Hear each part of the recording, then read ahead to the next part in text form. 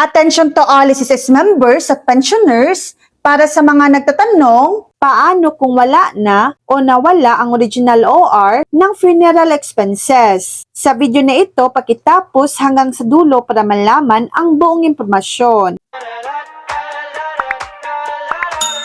Kung nawala o wala na ang original official receipt ng funeral expenses, hindi ibig sabihin na automatic kung hindi na pwedeng mag-claim ng SSS funeral benefit. Ayon sa kasalukuyang SSS requirements, maaaring isumiti ang alinman sa mga sumusunod bilang proof of defrayal ng funeral expenses, certified true copy ng OR o certification mula sa funeral parlor or memorial service na nagsasaad ng detalye ng payment para sa funeral expenses. Kung surviving legal spouse ang claimant, may special na option, maaaring magsumiti ng marriage certificate at online certification or statement na nagsasaad na siya mismo ang nagbayad ng funeral expenses bilang kapalit ng OR. Kung memorial o insurance plan ang ginamit, may mga alternative documents din, depende